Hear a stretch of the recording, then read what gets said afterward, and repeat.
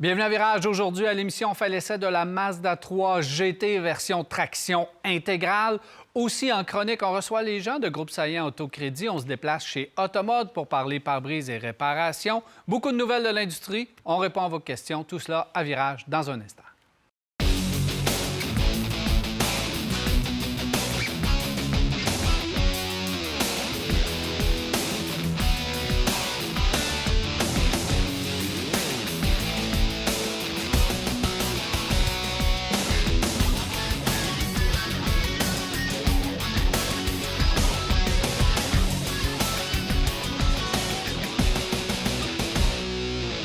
Alors, beaucoup de choses à l'émission aujourd'hui. Et pour parler de cette Mazda 3 d'entrée de jeu, j'ai avec moi Jacques Bienvenu, Marc Bouchard. Salut, messieurs. Salut, Daniel. Ça va bien? Oui, très bien, merci. Bon, en forme? Oui.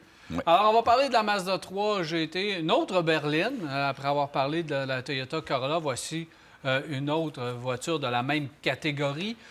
Cette fois-ci, évidemment, du côté de Mazda, on change un petit peu de philosophie comparativement à la Corolla hybride qu'on a parlé dernièrement, qui est plus axée sur l'économie. Cette fois-ci, on est axé sur la performance, puisqu'on a la GT, qui est très performante à 250 chevaux si on place la bonne essence à l'intérieur, et qui est d'ailleurs davantage axée sur le plaisir de conduire. Oui, totalement. Et c'est le rouage intégral aussi, hein, donc il faut l'ajouter. Tu l'as dit, 250 chevaux, sinon c'est 227 chevaux avec l'essence ordinaire. C'est rare quand même les moteurs qui sont capables d'assumer les deux. Et honnêtement, pour beaucoup de gens, ça fait peu de différence. Ce qui est intéressant chez Mazda, on va dire, la Mazda 3 n'a pas changé cette année. Non. Il n'y a pas de nouveauté, il n'y a rien de... Pourquoi on vous la présente? Parce qu'elle est toujours aussi efficace et... Au grand désespoir des autres compagnies, elle est encore celle qui domine probablement en matière de plaisir de conduite et d'agrément de conduite dans la catégorie des berlines compactes. C'est directement là qu'elle se démarque. Totalement. Et on a fait des... Écoutez, c'est sûr que, bon, Mazda aime beaucoup faire référence à son héritage japonais et ils ont un nombre incalculable d'expressions, le Jimba Itai, entre autres, qui est... qui veut... En fait, non, mais c'est intéressant parce que ce que ça dit, en fait, c'est... Ça vient des samouraïs, où les samouraïs faisaient corps avec leur monture. Et on dit, on a voulu reproduire cette sensation de conduite-là avec la Mazda 3, avec toutes les Mazda d'ailleurs, où on veut vraiment que la personne qui est au volant fasse partie intégrante du véhicule. Et ça paraît dans la façon dont on a ajusté les suspensions, bien sûr, dans la qualité de la direction qui est extrêmement précise, dans l'équilibre du poids, dans la position même à l'intérieur du véhicule. Donc, on a vraiment misé beaucoup, beaucoup sur un paquet d'affaires, incluant des trucs beaucoup plus techniques, là, le fameux contrôle vectoriel de la force G, qui est en fait utilisé le couple du moteur. On ne s'en rend pas compte, mais c'est ce qu'il y a de plus important dans l'auto. C'est incroyable. Tu prends les courbes, tu sens rien et la voiture reste tellement droite et dans les courbes, elle reste stable. Exactement. C'est vraiment une voiture qui est bien... Ce système-là, comme on parle, là, justement, qui sort quasiment de nulle part, on a l'impression qu'il ne s'est pas là. Puis dans la voiture, on s'en va, puis on est vraiment toujours confortable. Alors la voiture qu'on a ici, bien, elle est fabriquée au Japon, les amis. C'est une vraie japonaise. C'est pas toujours le cas dans ces types de voitures-là. Mazda fabrique les modèles VX, GS, GT, GT Turbo et Suna. Alors, on en a dans cette catégorie-là. Là, on en a une belle gamme de voitures. Puis on a justement la GT Turbo ici, traction intégrale. En 2022, Mazda ont vendu, en automobile, ils ont vendu 17 de leurs voitures au travers le Canada. Et il s'est vendu 83 de vues. Alors, on voit que la marche est haute en sacrifice pour avoir des véhicules sport utilitaires, comme on continue à les appeler. Quand je regarde une voiture comme ça, je vois le côté aérodynamique de la voiture, la construction, etc., comment est-ce qu'elle est faite. Et c'est une voiture qui est faite solide, qui est faite durable. Et elle est peut-être faite tellement solide qu'on en a perdu même un peu au niveau de l'espace en arrière, au niveau du toit, comment est-ce qu'il descend, et aussi au niveau de la visibilité arrière. Tout ça a été fait souvent pour donner beaucoup, justement, de renforcement à la voiture. Alors, c'est une voiture qui semble basse, mais quand on sort les mesures de toute la compétition de cette voiture-là, est juste dans la moyenne de tout le monde. Si on la compare avec la Civic, par exemple, ou d'autres modèles semblables, avec les Elantra, tout ça, c'est identique au niveau longueur, au niveau largeur, au niveau hauteur, tout ce qui peut arriver. Ce qui différencie, par exemple, c'est que le modèle... tous les moteurs, maintenant, sont des 2,5 litres. On a abandonné le fameux moteur 2 litres qu'il y avait auparavant. 2,5 litres, 191 chevaux, versus si tu allais vers une Honda Civic 2 litres, tu aurais 158 chevaux.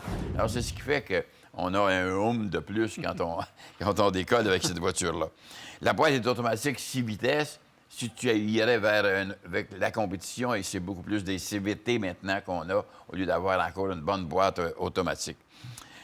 C'est une voiture on a l'impression qu'elle nous en donne plus pour notre argent que les autres voitures. Quand on regarde la finition, c'est reconnu chez Mazda que c'est des voitures qui ont une qualité de finition, une qualité de matériaux, d'ajustement qui est drôlement intéressante.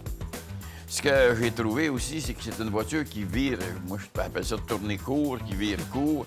Alors, elle est beaucoup plus facile à garer dans les stationnements souterrains ou n'importe quoi que les autres voitures qui ont un peu moins de facilité à se placer. Le rayon de braquage est à 10,9 mètres, ce qui est extrêmement court, C'est ça. Même pour une compacte de cette taille-là. Se stationner, c'est l'idéal. Exactement. Oui. Alors, des roues 16 pouces ou 19 pouces, que je ne suis pas vraiment excité pour les 19 pouces, pour les routes qu'on a ici au Québec, mais c'est...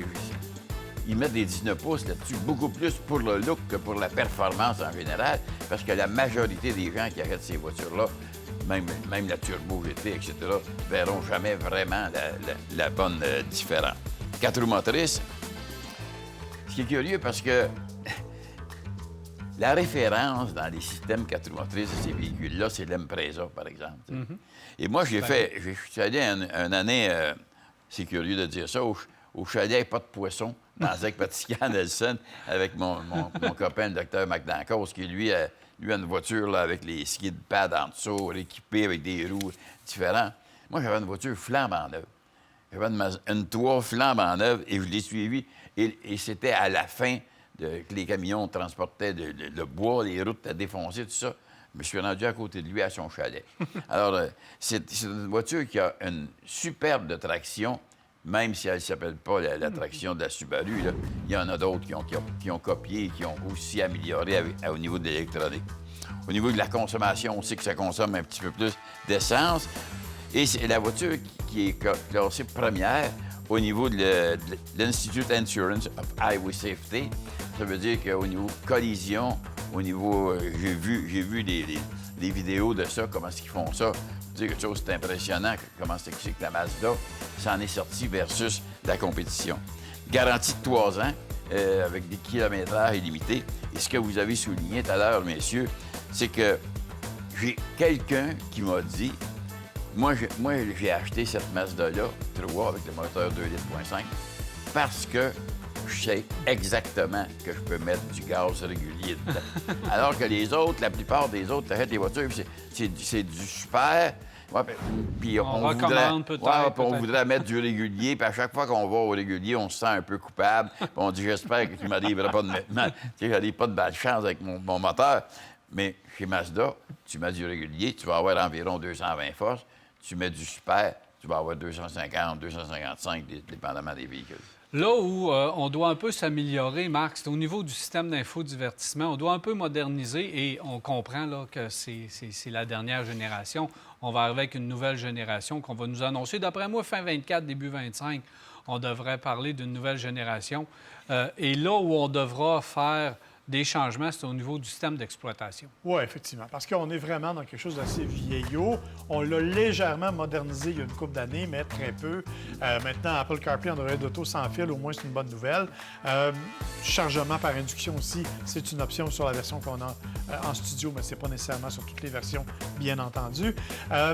Effectivement, une molette. Bon, on en a discuté un peu hors d'onde parce que tu as roulé avec elle un peu, puis tu me disais, ouais, il y a des façons... Moi, je m'habitue. En utilisant le favori et tout. Sauf que, tu sais, c'est pas intuitif, c'est lent, ça répond souvent en retard. Le GPS, le système de navigation, n'est pas très efficace non plus, même si maintenant, il est disponible en étant non connecté, ce qui est une bonne nouvelle. Il est quand même très lent. Ça arrive que tu as dépassé l'intersection quand tu te fais dire fallait que tu tournes à droite. Tu sais. Ou qu'il n'y en a pas. Quand tu connais la ville, ça va, mais quand tu es ailleurs, c'est un peu compliqué. Alors, c'est vraiment la plus grande faiblesse parce que, Jacques l'a souligné, Mazda a vraiment pris une tournure de voiture haut de gamme maintenant. Même si on est dans un prix relativement abordable, là. On parle de 40 000 à peu près pour celle qu'on a en studio, qui est à peu près la plus équipée qu'on peut trouver sur le marché. L'intérieur est vraiment avec des matériaux de haut niveau. La qualité de finition est là. On la sent bien assemblée. Il n'y a pas de craquement, de bruit de caisse. Ce véhicule-là est très, très homogène aussi dans tout ce qui vient avec. Honnêtement, peu de choses à redire contre une Mazda 3 qui a quelques années, à l'exception, comme tu l'as dit, parce qu'il faut bien grogner un peu, là, du système d'infodivertissement qui, lui, n'est pas à la hauteur du reste. Et quand tu roules, tu t'habitues. Moi, je me suis habitué avec les différents boutons. J'aime que l'écran soit plus loin. Tu n'as pas à quitter les yeux de la route. C'est bien intégré. Ça va pouvoir l'être mieux encore, je suis persuadé. Mais quand tu roules dans cette voiture-là, parce que je me disais, en roulant, voyons, je suis dans une voiture haut de gamme et ça s'appelle Mazda 3. Oui. Avant, on aurait eu une Mazda 3 d'entrée de gamme qui aurait peut-être été une Mazda 2 et avoir une Mazda 3 comme ça qui était une voiture d'une autre catégorie. Parce que tu as deux catégories de véhicules dans la même appellation de voiture. T'sais. Dans une Mazda 3 GT comme ça, dans les versions haut de gamme, ça n'a rien à voir avec une GS de base. Fait qu'il y a, on retrouve essentiellement les mêmes affaires, mais dans le comportement routier, la stabilité, la puissance, etc. Fait que tu as comme deux mondes dans la même catégorie. Absolument. Et dans la même appellation de voiture, ce que je trouve un peu particulier, mais moi, j'adore faire de la route avec ça. On peut la placer à côté d'une Audi A3. Là. Tu peux la placer à côté d'une A4, tu peux la placer à côté d'une CLA chez Mercedes, puis je prendrais ça avant une CLA.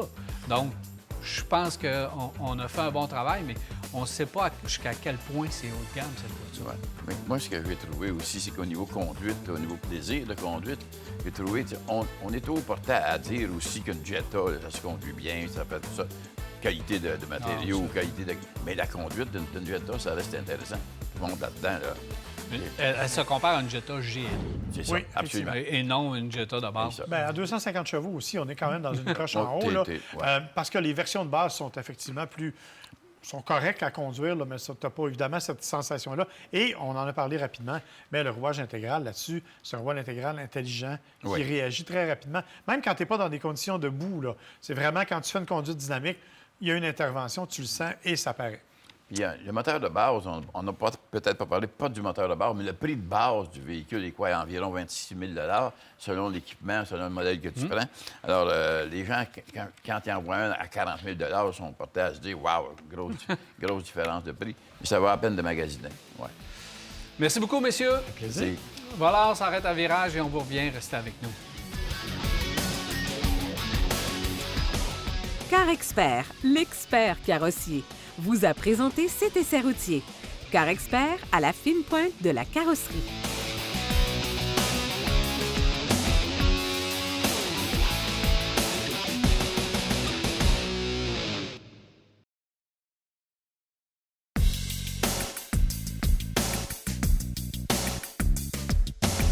Nous sommes de retour à Virage et je suis maintenant en compagnie de Stéphanie Blais et Alexandre Saillant de Groupe Saillant Autocrédit. Bienvenue à Virage. Bonjour. Ça va bien? Yes. Alors, on va parler de redressement de crédit, évidemment, un petit peu avec toi, Stéphanie, du marché actuel, du contexte actuel qui n'est pas évident. Mais si tu permets, Stéphanie, je vais m'adresser à Alexandre en tant que propriétaire de concessionnaire parce qu'il y a des grosses rumeurs et je veux mettre ça au clair. Alors, Alexandre, on entend parler qu'il y a une nouvelle marque qui va arriver à Québec, Polestar, et peut-être même Volvo. Donc, il y aurait une nouvelle acquisition pour Groupe Saillant. Qu'en est-il, Alexandre, exactement? Bien, c'est des rumeurs pour le moment. Oui, écoute, on a démontré l'intérêt pour acquérir Volvo de Québec. OK. Puis, c'est encore en train de se finaliser. Donc, il y a encore des approbations à obtenir, des choses comme ça. Mais normalement, on devrait pouvoir annoncer quelque chose au début mai. Ah, okay, donc environ c'est quand même mois. imminent. Oui, c'est ça. Polestar, effectivement aussi. Polestar, bien, c'est une nouvelle concession qui ouvrirait à Québec. Ça serait la 4e au Canada. OK. Pour Polestar, Québec est très important. C'est une ville où il y a un gros marché électrique. Il y a énormément déjà de clients qui conduisent des Polestar à Québec. Ouais. même s'il devait aller à Montréal. Parce qu'en ce moment, les 3 villes, c'est un à Vancouver, un à Toronto, puis un à Montréal. Puis là, on va avoir, normalement, au début de l'été, on va être les premiers à avoir un point de vente temporaire qui arrive directement, envoyé par eux de la Suède. C'est comme 2 containers, un showroom de 2 places, dans le fond, à l'image, puis au logo, de toute l'image de Polestar. On loue ça pour 2 ans, le temps de construire un bâtiment permanent. Donc, à votre prochaine visite, dans quelques semaines, ça devrait être encore un petit peu plus précis. Oui, bien, je vous dirais même que d'ici quelques semaines, fort probablement que les clients vont pouvoir sélectionner Polestar de Québec sur le site de Polestar pour faire leur commande de véhicules. Puis à partir de cette date-là aussi, on va pouvoir faire le service de tous ces clients-là, naturellement. C'est ça qui est important. Alors, c'est une belle nouvelle pour les gens de Québec. Puis c'est fun, c'est très flatteur pour Québec parce qu'on va être vraiment les 4e au Canada. À avoir Polestar et à distribuer Polestar, ce qui est une très belle nouvelle. Félicitations. Puis justement, à votre prochaine visite, on va essayer d'en savoir un petit peu plus. Juste avant de parler de Crédit Alexandre, présentement, l'inventaire et tout ça, ça va quand même bien pour les véhicules neufs? Oui. Tu sais, dans le fond, les périodes où est-ce qu'on n'avait plus d'inventaire, là, c'est pas mal derrière nous. Certains modèles encore peuvent en manquer, mais je vous dirais même qu'on regarde même les programmes de manufacturiers, on voit même que les rabais ont commencé à revenir, des taux d'intérêt aussi ont commencé à revenir. Puis ça a un impact, évidemment, sur les véhicules d'occasion. Parce que si les prix diminuent dans les véhicules neufs, ce qu'on n'a pas vu pendant quelques années, bien là, maintenant, il y a une pression aussi sur les véhicules d'occasion. Les véhicules sont beaucoup plus abordables qu'ils étaient avant. Fait que ça, c'est toutes des bonnes nouvelles pour tout le monde. Alors, des prix de véhicules d'occasion plus bas ou qui reviennent un peu à la normale, Stéphanie, ça t'aide, ça, dans ton marché qui est un peu bouleversé présentement? Évidemment, ça nous aide, là, parce qu'au niveau des prix des véhicules, quand ils sont à la hausse, bien, ça nous limite souvent aussi, puis il n'y en avait pas beaucoup. Fait que déjà là, c'était une problématique. Par contre, je te dirais que la conjoncture actuelle, oui, les véhicules qui en aient plus, ça nous aide, mais la conjoncture économique, oui, exactement. On voit des dossiers qu'on ne voyait pas souvent. Fait que, tu sais, je te dirais qu'aujourd'hui, c'est peut-être un petit alarme à faire aux clients de dire, écoutez, si vous êtes en problématique, attendez pas d'être au bout du rouleau pour faire quelque chose puis faire des démarches. Parce que, tu sais, c'est sûr que si les gens accumulent des retards, puis qu'on est sur le bord de la reprise de possession, ça devient plus compliqué de pouvoir refinancer un autre véhicule. Tu sais, on a plein de solutions pour les clients, on a plein de partenaires avec lesquels on fait affaire, qu'on peut diriger au bon endroit, des fois même avant de faire une transaction pour essayer justement d'aller améliorer le dossier, tu sais, que ce soit avec des syndics, peu importe, tu sais, d'aller faire une faillite, une proposition, il y a plusieurs solutions, mais il faut lever le flag là, avant qu'on vienne trop loin dans le processus de retard, etc. Est-ce que c'est les institutions financières qui sont plus exigeantes ou qui bloquent des transactions plus rapidement qu'avant ou c'est vraiment les dossiers des gens qui sont de plus en plus, qui se détériorent de plus en plus? C'est vraiment un peu des deux, honnêtement. On voit effectivement des dossiers qu'on ne voyait pas nécessairement beaucoup, comme je disais tantôt avant, mais les institutions financières ont resserré plusieurs choses, que ce soit au niveau même des faillites, des retards après faillite, même des faillites au jour 1. T'sais, on avait plusieurs institutions financières qui les regardaient, ce qui a été beaucoup diminué dans les dernières semaines, même, je dirais, mois. Il y a beaucoup de choses qui se sont resserrées par rapport aux institutions bancaires, mais même au niveau des montants refinancés. Si on reprend un véhicule en échange puis que j'ai ce qu'on appelle dans le jargon une balloune, on entend tout ça, donc un montant refinancé, on a eu beaucoup de resserrements par rapport à ça au niveau des institutions financières aussi. Fait que, c'est tout ça qu'il faut faire un amalgame de tout ça puis arriver là, à trouver des solutions. Là. Si je comprends bien ce que tu es en train de me dire, c'est que si j'ai déjà des problèmes au niveau financier, si j'accumule du retard ou si mon dossier va se détériorer rapidement, totalement. Et là, il y a des chances que même les institutions financières ne traitent pas mon dossier? Ben oui, effectivement. Moi, oui, on a des dossiers qui sont plus justement... À partir du moment où le dossier rentre dans notre bureau et puis qu'on a plusieurs retards accumulés, c'est les dossiers qui deviennent les plus compliqués à traiter. Parce que si l'institution financière a dit, oui, mais il est en retard présentement sur sa voiture, il est en R5, qui veut dire, mettons, à plus de 120 jours de retard de paiement, on s'entend pour dire que l'institution financière va faire, oui, il est déjà en retard, je ne refinancerai pas un nouveau. Fait que, tu sais, c'est pour ça que je dis, avant de cumuler des retards comme ça, tu sais, quand ça commence à être serré au niveau des paiements, appelez-nous, on va essayer de vous trouver une solution avant que ça dégénère trop. Là. Et même les compagnies, hein? C'est les gens qui travaillent sur la construction, qui ont des camions, des affaires, qui ont du retard, puis des compagnies, ça peut être encore un peu plus compliqué. Il faut faire attention, il faut vous appeler rapidement. Il faut suivre rapidement. ça de près, effectivement, là, puis pas attendre de trop être... C'est ça. Dans le trou. Dans le trou, exact, Dans le exact. trou, disons ça comme ça. Juste nous rappeler, qu'est-ce que vous financez parce que ça se limite pas juste à l'automobile. Non, effectivement, on fait de tout. On fait du loisir, on fait du VR, du bateau, on fait du vélo électrique, on fait vraiment de tout, là. Peu importe ce que vous avez besoin, là, on le finance. Stéphanie Blais, merci beaucoup. Ça fait plaisir. Alexandre, encore félicitations pour Polestar, puis on attend des nouvelles pour Volvo d'ici très peu. Probablement votre prochaine visite. On se croise les doigts. Ben oui. Merci beaucoup de votre présence. Merci. Merci. Alors voilà, on s'arrête à Virage et on va bien rester avec nous. Cette chronique vous a été présentée par Groupe Saillant Autocrédit, le numéro 1 en rétablissement de crédit automobile, plus de 700 avis Google positifs.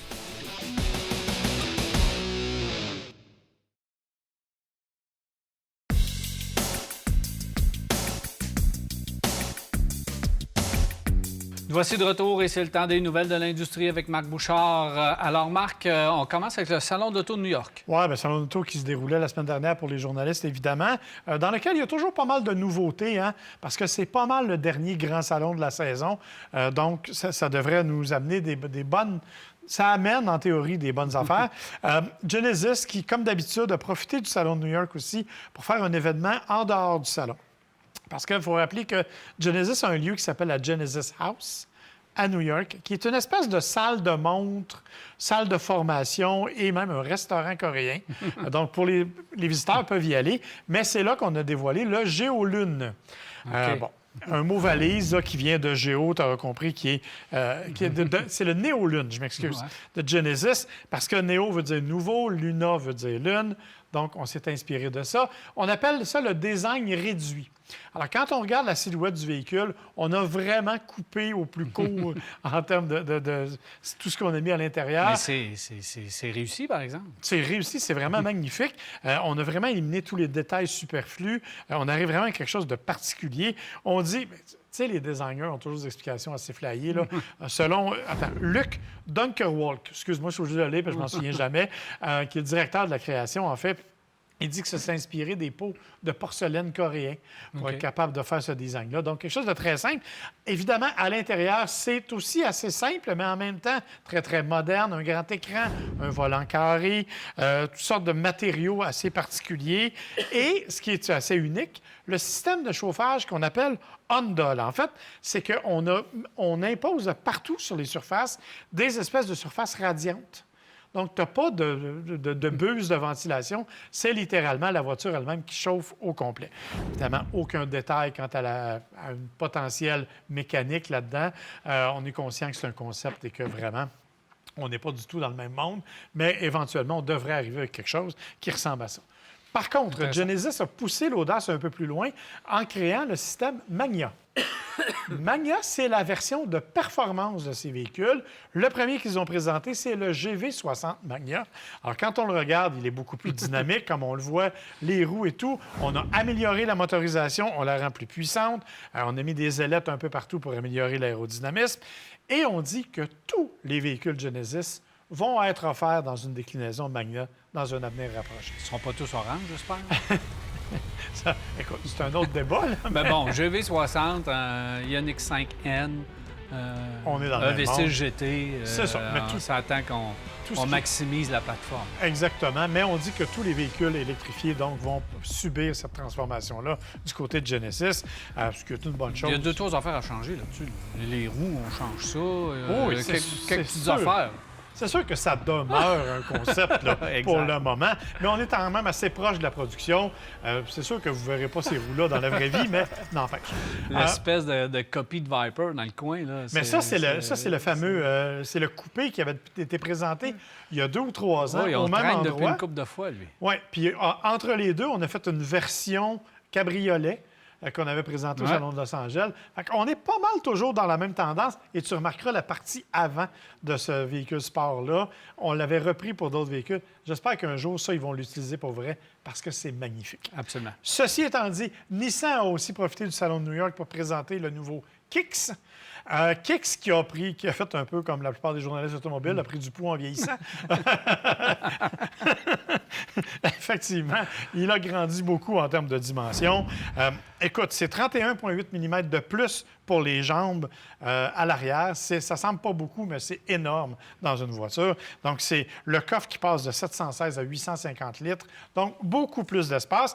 850 litres, à titre de comparaison, c'est la même chose qu'un Mazda CX-5. Okay. Alors là, on parle d'un véhicule qui commence à avoir du bon sens un peu. La bonne nouvelle, fini le petit moteur ultra anémique qui animait le 1.6 là, avec ses 122 chevaux, qui avait toujours l'impression de forcer. Là, on utilise le même moteur que le Qashqai, le 2 litres. Donc, 141 chevaux, 140 livres-pieds de couple. Vraiment quelque chose d'intéressant. Et le design est beau. Le design est super beau. Et là, bon, évidemment, là, on a la version SR qui est illustrée. Le SR étant la version la plus sportive. Non, mais on va garder à peu près la même essence. Là, c'est mais ça reste que c'est au magnifique. niveau design, c'est Honnêtement, vraiment ils ont réussi. fait un Là. très, très beau travail. Ouais. C'est vraiment une bonne nouvelle. Donc, de ce point de vue-là, du côté de chez Nissan, on a fait un bon travail. Un autre qui a fait un bon travail, on n'a pas tous les détails, mais la Kia K4, dont on a parlé dans le passé un peu, mais là, on a enfin dévoilé ce véhicule-là. Véhicule qui a été dessiné, rappelons-le, par Karim Habib, hein, le Montréalais d'adoption, qui est aussi à l'origine du EV6 du côté de Kia. Un véhicule qui est beaucoup plus beau. Partie arrière, je t'avoue que je suis un peu moins fan.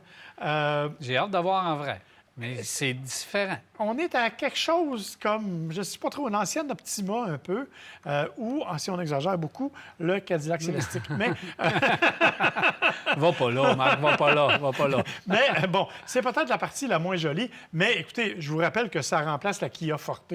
Donc, on arrive vraiment avec un véhicule qui est dans un tout autre ordre d'idée, là, tout autre monde. Pour la première fois, je pense qu'on va concurrencer parce que, bon, la berline, c'était l'Elantra qui a toujours été la plus belle, qu'on arrivait avec le nouveau design. Exact. Et on s'éclatait davantage avec l'Elantra de Hyundai que la Forte. Celle-là, là, attention. Ah non, là, c'est un on autre vient monde. de passer l'Elantra. Là. Là, c'est un autre monde, effectivement.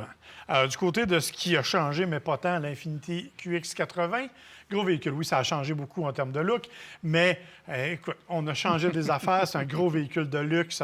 On élimine le V8, on tombe avec un V6 3.5. On a fait plein de changements à l'intérieur, beaucoup, parce que l'Infiniti, évidemment, avait besoin de rafraîchissement. Ça faisait 15 ans qu'on n'avait pas changé ce véhicule-là. Il était Ça fait comme 15 ans qu'ils n'en ont pas vendu, Marc. Ben non, c'est ça. Pas chez nous. Ils en vendent ailleurs, mais ils en ont vendu un peu. C'est marginal. Au moins, on a fait un bon travail. Moi, je trouve qu'il y a Le une travail est belle beau. présence. Puis, si tu te rappelles, quand on a parlé du Salon de l'Auto de Toronto, on avait présenté la version électrique, là, la monographie.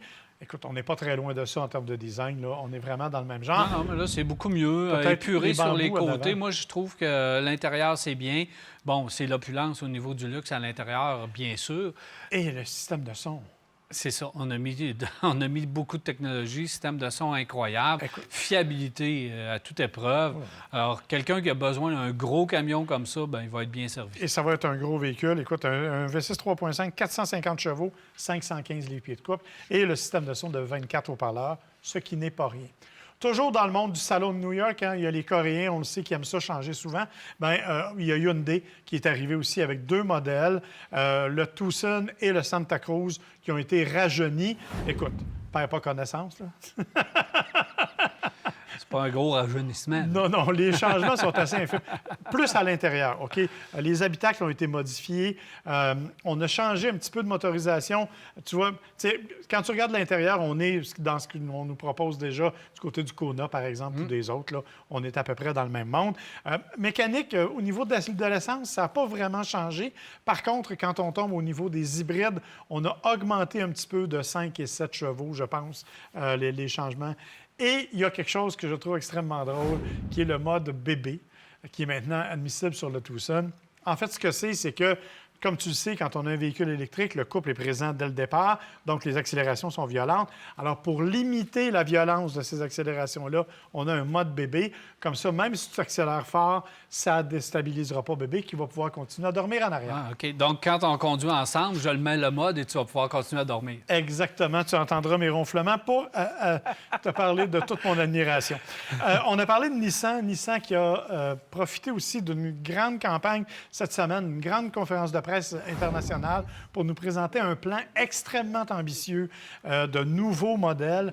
Écoute, on parle de 30 nouveaux modèles d'ici 2026 dans le monde. Parce que pas juste chez nous. Il y en aura 7 nouveaux en Amérique du Nord, dont 14 au total sur les 30 vont être électrifiés et 16 à essence. Donc, on est dans quelque chose d'intéressant. Évidemment, là, ce qu'on voit à l'écran, c'est un prototype, mais il y a une petite vidéo, si vous êtes capable de la trouver. Vous allez voir dans l'ombre différents modèles, camionnettes, véhicules sport. Il y a vraiment plusieurs variétés.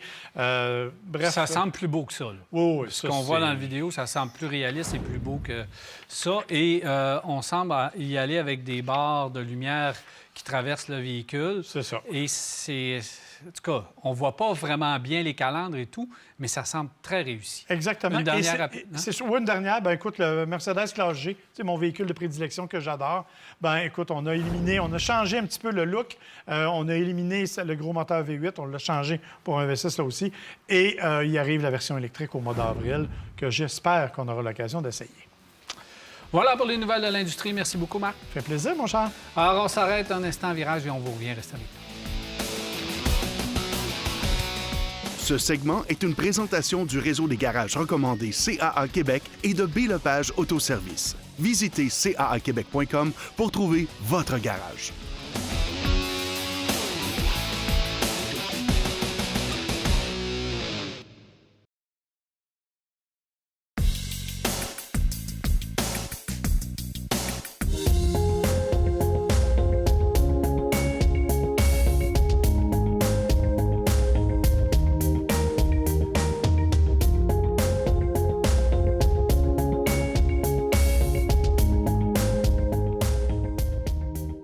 Nous sommes présentement chez Automode et je suis en compagnie de Nicolas Trudel. Salut, Nicolas. Allô, Daniel. Alors, Nicolas, aujourd'hui, on va parler pare-brise. Évidemment, comme à chaque printemps, on va parler de réparation, on va parler de remplacement de pare-brise et aussi les technologies qui viennent avec.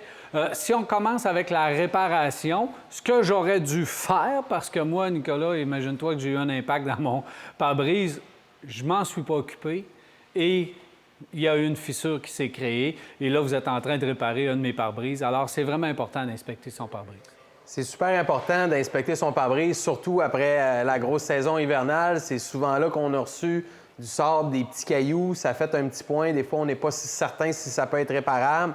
C'est important de savoir que tout ce qui est plus petit qu'une pièce de 2 ça peut être réparé par nos outils.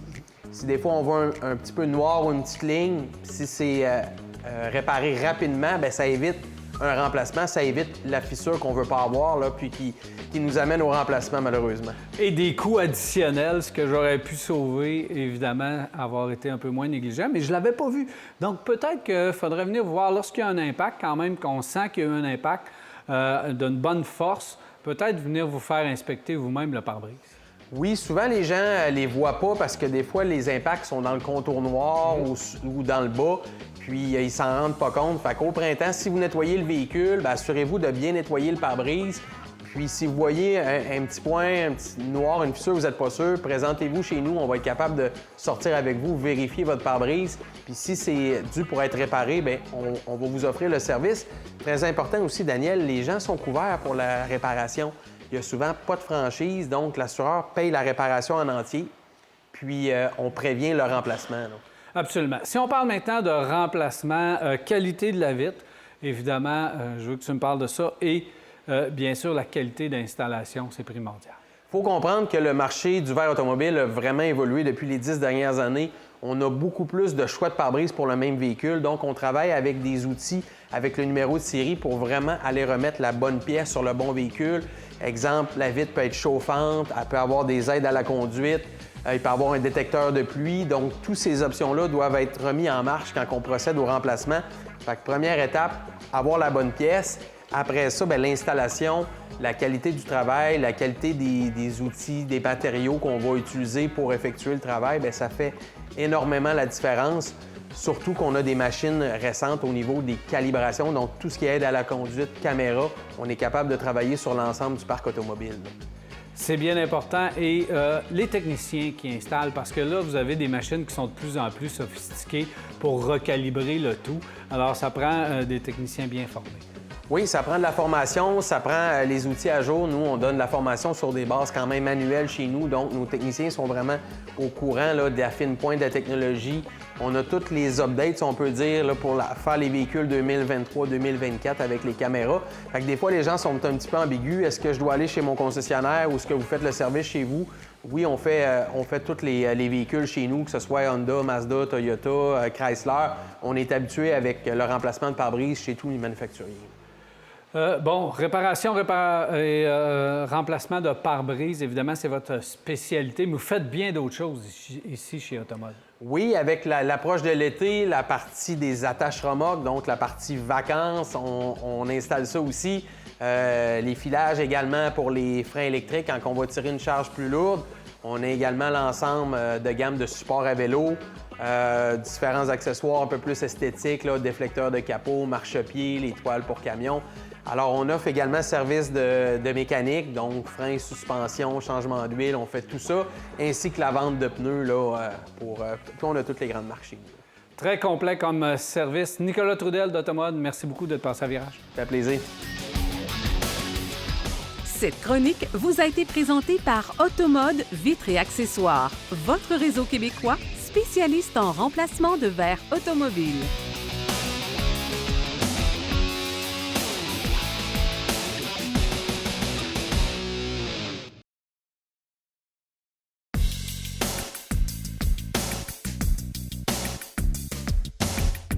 Voici de retour pour nous rejoindre, 670-9078, poste 230 ou encore virage à télémac.tv ou via notre Facebook. C'est les façons de nous rejoindre, nous poser vos questions. Alors, messieurs, on y va immédiatement parce qu'on en a quand même plusieurs questions. Puis, je suis pas certain qu'on va réussir à passer à travers, mais la semaine prochaine, on va avoir encore un petit peu plus de temps, espérons-le, pour la période des questions. Alors, je cherche un véhicule pas cher d'entrée de gamme, achat ou location, importe peu. Vers quoi je me tourne? Si je suis Bon, c'est un véhicule pour un étudiant. Bas kilométrage par année, donc je ne sais pas c'est quoi un bon kilométrage, mais c'est un bas kilométrage par année. J'ai comme la Yaris en tête, par exemple. Alors, petite voiture, pas chère d'entrée de gamme. Il en reste deux, c'est pas compliqué. Il reste la Mirage chez Mitsubishi et il reste la Versa du côté de chez Nissan. Ce sont Rio? La Rio. Il en reste encore Il en des reste Rio? encore des Rio? Je n'étais pas sûr qu'il en restait. Kia Rio, il en reste. Je n'étais pas certain qu'il en restait. Mitsubishi, c'est certain qu'il y en a une. Oui, Et... Mitsubishi, c'est ça, il n'y a pas de doute. Le Venu chez Hyundai. Le Venu. Et si on ne prend pas de gamme... Oui, mais on est quand même au-dessus de 20 000 là. Ah oui, c'est ça. Les deux seuls véhicules en bas de 20 000, c'est la Nissan et la Mirage. La Mirage. Ouais. Ce sont Mais les deux seuls. Je parle d'achat ou location. Ou location. Alors, ça peut être un véhicule entre 20 et 25 000 aussi. C'est sûr que là, il y en a plusieurs dans ce monde-là. Ouais, si on va dans l'avenue, bien, on peut aller voir la Kicks du côté de chez Nissan. Il y en a quelques-uns de ce côté-là, mais si on veut, quand on compare à la Yaris, là, les meilleures comparaisons, c'est vraiment les trois qu'on a nommés, avec la Rio, bémol, parce qu'on sait que ça achève. Là. Triste. Le segment des véhicules abordables, petites voitures, est totalement abandonné par l'industrie automobile. Ils veulent qu'on s'achète des voitures à 25 000 26 000 parce que... Puis tu peux enlever le mot voiture, hein, le segment tout ce qu'il y a en bas de 25 000. On veut juste des VUS. C'est pas compliqué, là. Des autos, Jacques en a parlé précédemment quand il disait que 83 des ventes chez Mazda, c'était des VUS. 84 des ventes canadiennes, ça a été des VUS. On n'en veut plus de voitures, on n'en veut plus de berlines, on n'en veut plus. Vélo électrique. Pas cher, là. Je suis obligé de dire maintenant, nous sommes obligés, je pense, de dire aux gens, aux étudiantes qui cherchent des voitures abordables, que la voiture neuve, il faut faire une croix sur ça. Et aller se chercher des Corolla usagés, aller chercher des voitures qui ont un peu de kilométrage, mais la voiture neuve est devenue hors de prix. Complètement. Tout simplement. Voiture électrique, cette fois-ci, EV6, Ioniq 5, Mach-E, Y chez Tesla, 12 000 km par année, surtout de la ville. Ah oui. On les prend toutes? On les prend. En fait, il n'y a pas... c'est vraiment une face... Honnêtement, c'est 4 véhicules qui vont vous offrir un bon rendement. Certaines ont eu peut-être un petit peu plus de difficultés à un moment donné, la Mach-E, mais ça s'est replacé. Les autres, écoutez, ça va dépendre du prix, ça va dépendre des options, ça va dépendre de comment vous vous sentez à l'intérieur. S'asseoir dans une Mach-E, s'asseoir dans une Ioniq 5, c'est assez différent comme feeling. Avez-vous besoin d'espace de chargement ou pas? Il y a beaucoup de questions, en fait, qui doivent être répondues avant qu'on puisse vous dire. Mais mécaniquement, on est à peu près dans le même niveau, là, Tout le temps. l'un et l'autre. EV6, moi, si j'irais vers quelque chose dans le moment, je considère que c'est une des meilleures voitures qu'il y a sur le marché. J'irais vers ça parce que c'est une voiture électrique qui est connue là, comme étant très bonne. En dehors de ça, moi, je ne suis pas acheteur d'une voiture électrique. Bien, c'est une des plus belles. là. Ouais, Tu en sais, puis plus. on a un attachement. là. C'est un Québécois qui l'a dessiné. Moi, j'aime mieux la Ioniq 5. Extérieur. Je suis désolé. J'aime mieux la Ioniq 5 dans le choix, là. Bien, tu me surprends pas, Marc. Mais il faut Personne. avouer que les deux... Personne n'est surpris, Marc. On va préciser que les deux sont sur la même plateforme. C'est des plateformes modernes. Ils sont pareils. 800 volts. Tu sais, c'est C'est le même genre. c'est l'habit qui a été dessiné. On reste dans le véhicule électrique, mais cette fois-ci, on philosophe un peu sur... il y a quelqu'un du club Jeep qui dit c'est dommage parce que les véhicules hors route vont disparaître avec l'électrification des transports et on ne pourra plus faire donc d'hors route et de randonnée hors route. Oui et non. Je pense qu'on s'en vient. Jeep va arriver avec des vrais Jeep hors route. Et Absolument. que tu peux aller dans l'eau là, jusqu'à la hauteur de la fenêtre sans problème. Puis même, ça va être moins compliqué probablement avec un véhicule électrique parce que là, il commence à les faire flottants en plus. Ouais, c'est ça. Fait que Mais- Fine face, là, en avait un. Mais comprendre juste le 4XE, là, de Jeep qui offre une autonomie électrique quand même. Oui. C'est quand même un véhicule que tu peux amener en route, même s'il y a une motorisation électrique, qu'il y a une batterie. On a pensé tout ça pour le faire. Écoutez, on a même mis des sièges électriques dans ces Jeeps-là maintenant. Et on est quand même capable d'aller à gué, là, assez profond. Donc, je suis pas d'accord avec monsieur de dire qu'on va se priver du hors-route. C'est juste que peut-être que On ça va pourra être plus peut-être pas dangereux. jouer peut-être pas passer autant d'heures à jouer dans le ça. sable ou dans la boîte ou quelque chose du genre, mais il y aura quelqu'un qui aura une façon de Les recharger. pouvoir recharger ces véhicules-là. Il faut y Mais- penser avant de rentrer Ah dans ouais, le bois, ouais. c'est ça. C'est ça que j'allais dire. Il faut attendre la prochaine génération de véhicules. Probablement que la prochaine génération de véhicules, d'abord, on nous dit qu'on va sauver 30 au niveau du poids, Ouais. ce qui est très important pour les hors-route. Et également de l'espace, donc dans les batteries.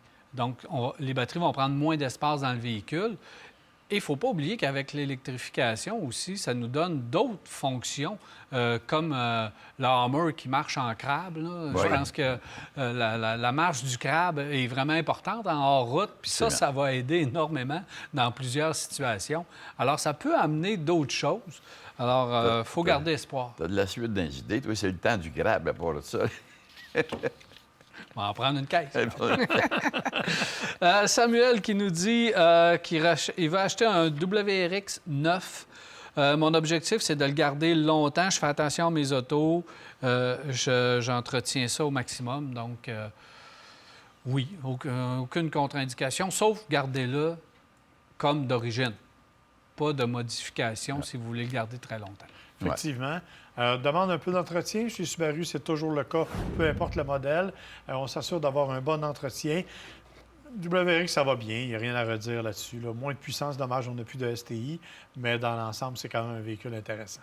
Oui, le STI était un peu plus extrême. Mais je trouve qu'il est bien balancé, le WRX. Tu sais, moi, j'ai chialé beaucoup sur le style, le design, puis je trouve encore que le WRX, on a finalement fait un bon travail à l'intérieur. Tu sais, Ouais. Avant, c'était à l'intérieur qui était, Qui était déficient, qui ouais. était vraiment... qui avait besoin d'être au goût du jour. L'extérieur, ça allait. Là, on a assagi l'extérieur, puis là, on a fait un intérieur correct. Mais dans l'ensemble, si on regarde puis on le compare avec un Civic SI ou les autres véhicules, on voit qu'il reste quand même dans un... Absolument. Ouais.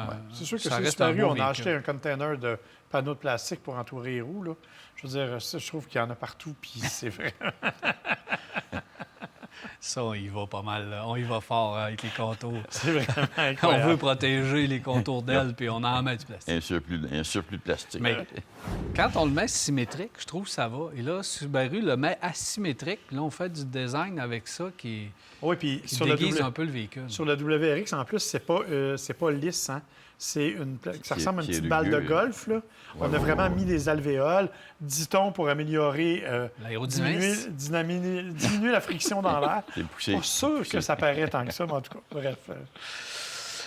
Guy dit Volkswagen Jetta, qui est mon choix présentement. Je fais beaucoup de routes, 25 à 30 000 km par année.